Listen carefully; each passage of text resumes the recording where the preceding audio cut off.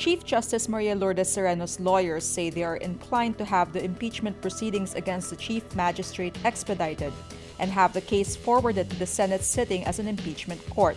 This after the House Justice Committee on Wednesday barred them from participating in deliberations on the impeachment complaint against Sereno. Poblador says Sereno's legal team is considering all options, including going up to the High Court. The House Justice Committee also votes against allowing non-committee members from asking questions and voting in the proceedings. It also votes against allowing Poblador and the rest of Sereno's lawyers from conducting a cross-examination on Gadon and his witnesses. Justice Committee Chairperson Rinaldo Umali wants the House plenary to vote on the committee report, wherein they will either recommend or reject impeachment by December 13.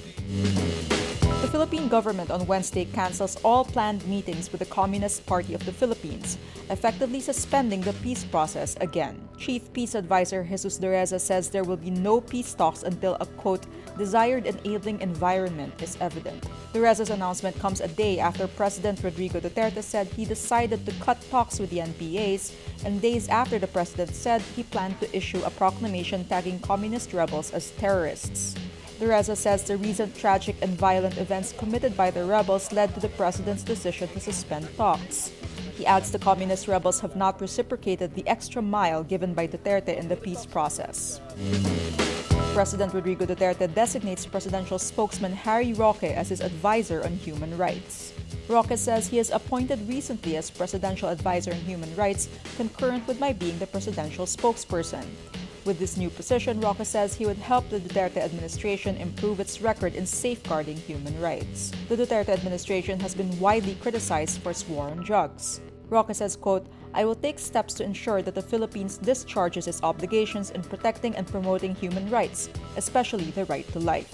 Still on human rights, Roque calls United Nations Special Rapporteur Agnes Calamard incompetent and biased. This after the UN Human Rights Chief slammed Duterte's threat to slap Calamard. Rupert Colville, spokesman of UN High Commissioner for Human Rights Zeid Ra'ad Al Hussein, said Calamard was acting fully in line with her mandate when commenting on the situation in the Philippines. But Roque says, quote, Ms. Calamard, we reiterate, is not a competent and impartial rapporteur on our anti-drug campaign. The way she conducted herself does not befit her office.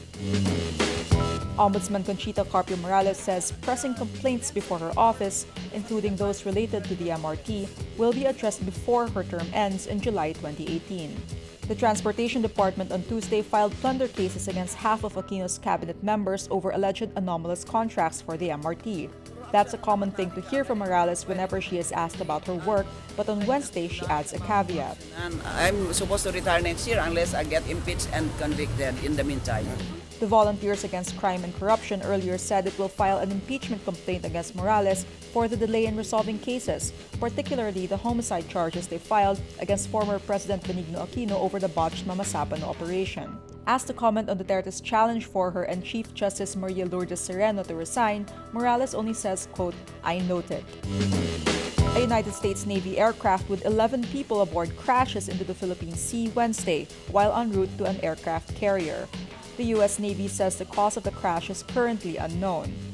It adds the aircraft carrier USS Ronald Reagan was conducting search and rescue operations.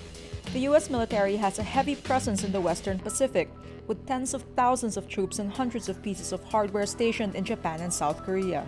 The USS Ronald Reagan last week was one of 3 American aircraft carriers that held rare joint drills in the region, joined separately by Japanese Navy and South Korean warships over the weekend. The drills come as tensions persist between Washington and Pyongyang over its missile and nuclear program.